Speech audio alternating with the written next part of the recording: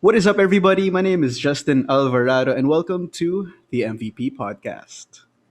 Hey guys, it's your co-host Myko Garcia, and today we got another special treat. Back to UAAP. Usually we're doing players, but this time we have someone that's still on the sidelines and still a big part of the UAAP team. You guys can will know her from previously as a DLSU Courtside Reporter, and is now currently a TV host for the relatively new show NBA Hype on Signal TV. It is my pleasure to welcome the beautiful and stunning Bea Escudero. All right. Wow, what an intro, guys. Always gotta have a good start, For right? sure, start strong. Yeah. Thanks for coming on. Thank you. Thank you for having me. Thank you. Yeah, our So let's pleasure. get right to it. So DLSU Courtside Reporter for 2 seasons, right? That was for one season, season Oh, 7. just for one season. Okay. So how was that for you? Like, can you just give us like a general description on your one year as a Courtside Reporter? It was great. I joined the UAP courtside team back in 2016. So that was season 79. I was a courtside for the DLSU Green Archers and the Lady Spikers. It was a great experience. I was actually, I think, if I'm not mistaken, I was the courtside that was able to win 2 championships. So Wow. both the basketball team and the volleyball team. So Yeah. that was really exciting. And yeah, it's really just such a great experience. It really molded me as a reporter, as a host, and yeah, all good things. Wow, that's great. So, first season 79, that's the season when we went like 13-0, right? And then we won the championship. Or I think we won. We lost to Ateneo once, Yeah. Right. Right. but That was the Jeron Embala year. Bala. Yeah. Oh man, the glory days. yeah, that was Absolutely. the team of Jeron Teng, Thomas Torres, Ben Bala. Who else? The rookies, Richie Rivero, Right. Rajon. Wow. Yeah. What a Yeah. team. But it was such a good team. They were dominating basically. That was really Yeah. That was a great Must've time made to it be like, a yeah. DLSU fan. oh, I envy good times, guys. Yeah. Especially as the reporter as well. Like every time you're talking for a halftime analysis, like you're always up 20 or something, but it's always something good. So it was such a struggle because as a courtside reporter, you really need to keep your composure all throughout the whole game. Exactly. Usually this is how it goes. So when a courtside reporter reports, you usually report a pregame, first quarter report, second quarter, third, and fourth. Okay. And the pregame report usually is the longest airtime. You're on air, like basically on camera for like a long duration of time, and so Right. you really need to like memorize what you're actually talking about or Mhm. whatever. So it's really you really need to keep your composure. But it's really during the fourth quarter where you're just like, oh damn, okay. So let's, for example, because there were times, we were leading a lot, but then there were also times that we were just like neck and neck with the team. And I remember there were just so many times that I would just lose my composure because of how exciting the game was. Yeah, for sure. Yeah. But yeah, it was really such a good experience. I think I really took away. I really took a lot of like um, lessons from that, and Mhm. really getting close to the players was such a good experience for me. A lot of them I still talk to now. A lot of them I'm still really close That's to. great. Yeah. Great. Also, you really developed a lot of relationships with the players, huh? As a coach. Wow. No, I mean like, because when it comes to like halftime analysis, like sometimes the reporter will really ask questions from the players, right? And like their Yeah. perspective. Yeah. So But just like a fun fact, that during that time, season 79, that was like Coach Alden Ayo's first year. And usually his training, he's really known to have, that what they used to call mayhem, right? So he would Yeah. have training for like 4 to 5 hours. And I would have to be there because obviously I need to interview the players, I need to interview the coaches. Right. Literally every single day, I'm there until like 9 p.m. And then I have to wait until the players are done training. Because I can't bother them during training, right? So I'm just there waiting, watching them, do their plays and all that. So it was really exciting because I got really close to a lot of them. Like up to now, I still talk to a lot of the players, and Thomas. So yeah, Yeah. it was good. Okay. Okay, so yeah, we were talking about your experiences. So is there one that's like really unforgettable and really like up there as in your courtside experience? A good experience or something that's like, bad? We can start with good first. Yeah. Okay. Yeah. The good, definitely when, we won both championships for LaSalle. We didn't win the general championship, but just winning both the basketball and volleyball, since those are really the two sports that are very out there, especially Right. since Yeah. like the whole season you're being aired and stuff. So that was really such a good thing for me. I love that experience. But I guess also the cheer dance competition. That was like something completely Ooh. different from what I'm actually like used to. I mean, I used to join like in Isabela, I used to join like the cheer dance competitions of like the batch, Yeah. like batch competitions and stuff. But it was fun because you had to ad lib, you had to like hype up the crowd. So that was really something that I really looked forward to as courtside because that's like a once in a lifetime experience. You don't really get to experience that like just on a daily. So Right. Mhm. something good that I got out of that for sure. But going to the bad, there were also times that I had like really embarrassing moments Same on moment. air. And Oh. I still remember my first um game. I think that was against FEU, if I'm not mistaken. That was the first round for basketball.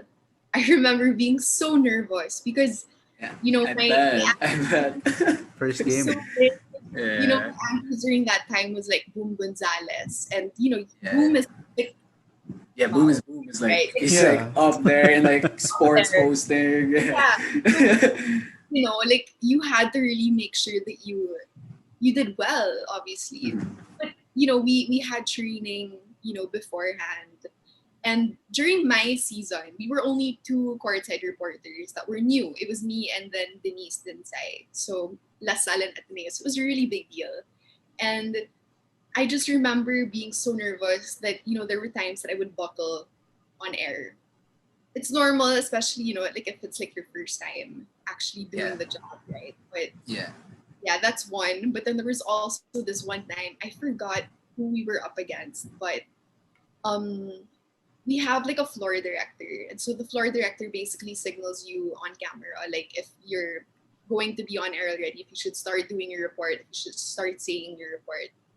And she was holding my notebook right by the camera because during that time I wasn't really familiar with like, the memorization. I would always just buckle or like, I would get startled. So Stumble. I would, Yeah.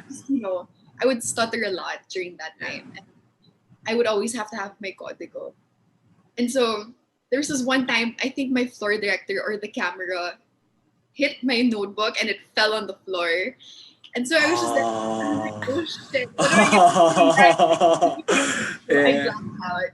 So that was, interesting. Buti na lang talaga, like I was able to like just pick up from what I was supposed to say. Yeah. Yeah. That was like, Wow, like because you can see my face on air. I was I like, bet. like that. If that happened to me, I'd probably like mouth like, "Oh shit!" like, Like that. and you def. I think that was like the second round already. So I was already trying. I mean, I was already getting my groove back and stuff. Right. Shit, this thing happened. So I was just like, oh, damn it. Man, yeah, props to you. Like it must be difficult to like recover.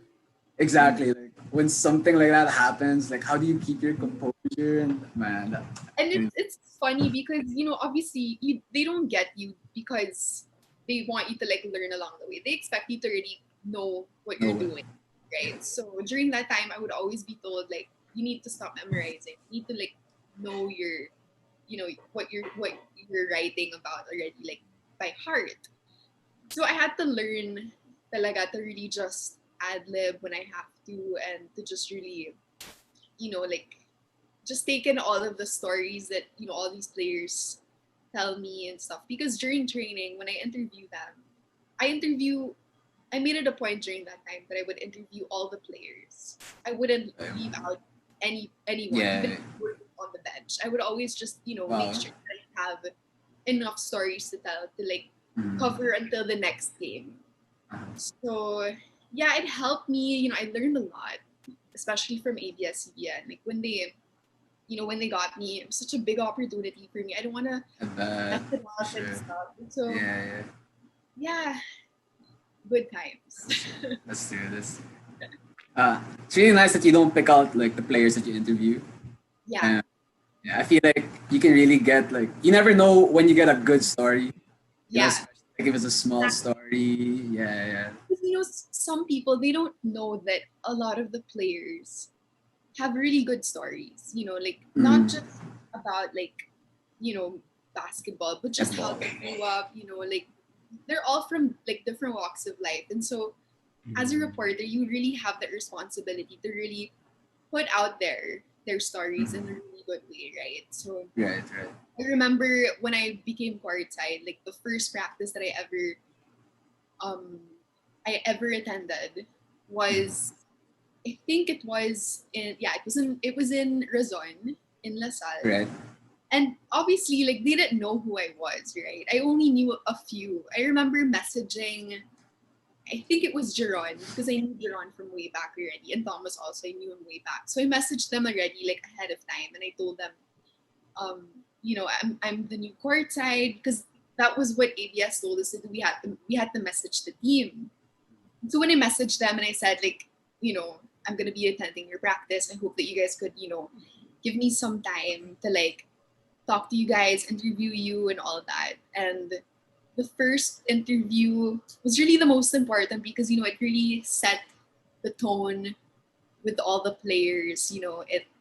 It gave me that like leeway to just really get to know them so that I know what kind of stories I should say on camera and stuff, and also with the coaches, because the coaches are very particular.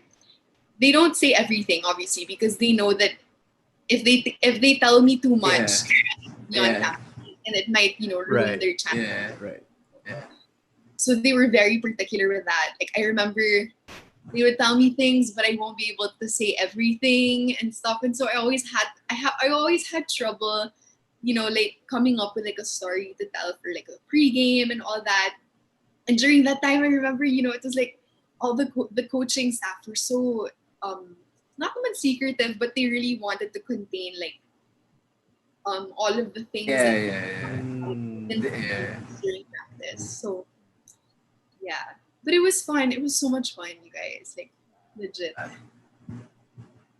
right, that's great. So we talked about like the need for you to absorb and filter all these like stories and basketball information. But I know that you played football actually for in high school and grade school. If I'm not mistaken. Yeah. Mm-hmm. So if you could talk us through like, so how did you familiarize yourself with basketball and volleyball since you were courtside person for volleyball? So like, yeah, coming from a different sport, so how did you familiarize yourself with the game of basketball? Well, yeah, I used to play football. That was grade school, up until my senior year in high school. So, Yeah. I was always into like sports. I think I got it from my dad because my dad, he used to play basketball. He used to play football as well. But for the other school, he used to play for Ateneo. So No. it was really crazy, right? How things just unfold. But yeah, it wasn't really much of a transition for me when I became courtside because I was always exposed to sports my whole life. And watching UAP games was basically like a pastime for us. Like we always watched the games Sundays, Wednesdays, even Saturdays, and I just really picked up a lot from that. And I Oh, think it was that's also nice. because, being an athlete in Zobel, you need to support all the other teams, like all the other Right, sports. right. During that time, I used to always watch the UAP for the juniors, Mhm. and I have a lot of really close friends also who were in Friends. the team before in Right. um, basketball. Actually, barkada ko yun yung mga ballers. Like, Yeah, yeah, sila yeah. Jigo, Jigo, right? Yeah, sila Yeah, Jigo. Jigo goes. So Yeah. I was always exposed to it. For volleyball though, I wasn't so familiar with it. Like the rules, Yeah. The the terms. Yeah. ones. Yeah. Plays. Yeah. So I had to learn that come the time that I became courtside for the volleyball team. But it wasn't so hard because the teams really helped me. The players really helped me. They were so welcoming. They really made sure that I wasn't just at the corner or Right. whatever. So That's good. That's good. it really helps that you have like a good support system that's always just there to like help you out with whatever you need.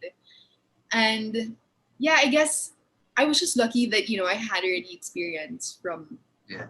an athlete. I understood their lifestyle, and I understood the different plays, the terms for basketball. So that's basically it. Like it was really my dad who really helped me, and Yeah. growing up exposed to all these kinds of sports. I think that gave me an advantage Like, at yeah. work. So you really had that basic knowledge already just from growing up, watching all Yeah. the games. Yeah, wow, that's great. That's great. Yeah, I remember that too. Like back in pre-quarantine days, man. That was such a family thing to do every Sunday. You have game, Right? and that was always Mm. a family thing. Yeah, Basically, our lives before was just always about sports. Like anywhere you go, you just, it's either you're watching the NBA or you're watching the PBA or you're watching right. UAP. It's like, there's just so many things to watch, and it's like you never get tired of it because it's like that's just like the beauty Yeah, of all these kinds of sports, not just exactly. basketball, but Yeah.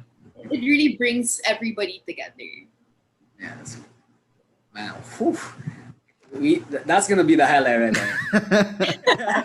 Sports brings everyone together. Whew. Yeah. For the highlight clip. That's the highlight clip right there. All right. So let's move on to our last question of the segment. Just a chill ender, I guess. So since you're the courtside reporter and TV host, just curious, what was the first live basketball game that you watched? Oh my god. I remember it was Ateneo Lasal. Of Ooh, course. It that's had a to be good Ateneo. one. That's a good one. It that rivalry has been around for the longest time. And it never gets old because you see all these players, you see different kinds of players almost every single season. And Yeah. it just gets better and better and better. I remember watching the era of Buenafe of Ateneo, and Uh-huh. Mm. that Man, he was kind a of, character. Yeah. yeah, and He was a character. grabe the five winning streak of Ateneo during that Yeah. time, the championship, like that was really just like it really crushes you as a The Lasal. Stallion. Yeah. When are we Really gonna good. get that chance?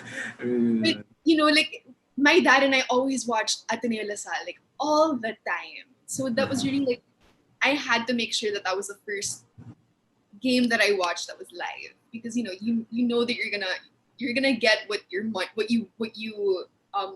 your money's What worth. you paid for. Right, right. So I remember that was the first, and I remember it was.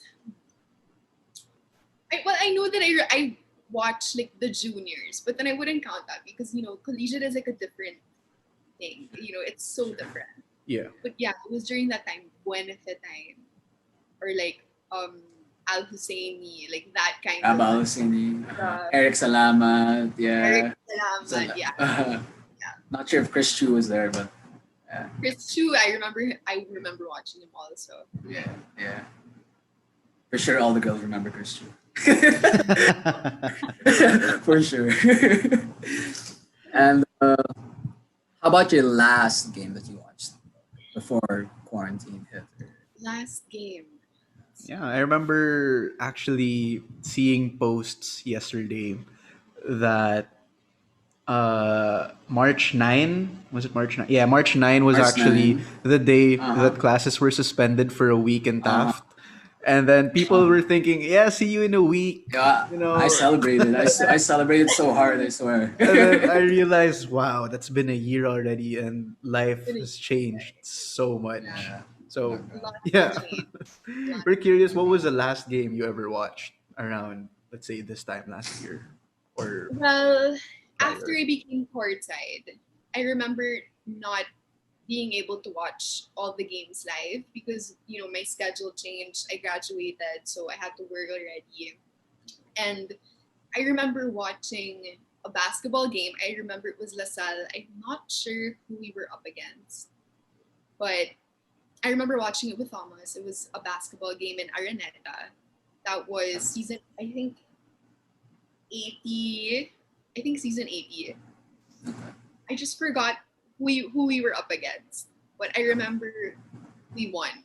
So that's what's important, you guys. Yeah, We for won. sure. Definitely. Bahala na.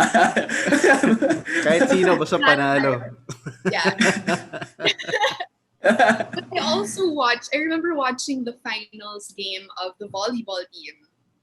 And we won. It was the finals, the last game. I think that was game 3. It was super exciting. I remember having like a front row seat behind the bench and so much fun. That was against Ateneo. So it was really exciting. You can never go wrong with the Ateneo LaSalle game. Whether it's volleyball, football, all the other teams. It's just great. Yeah. Especially when you're sitting behind the bench. No. You feel like you're part of the team. Like even if Right? you're It's you feel crazy. like you're part of But, even with UAP, like I also used to watch a lot of live games of MPBL since that was where my boyfriend used to play. So that was what I was watching more before pre-COVID, before pre-quarantine. Thank you so much for watching. If you dig that video, please don't forget to click the like button and subscribe to our channel. And last but not least, don't forget to click the notification bell so you don't miss out on any video.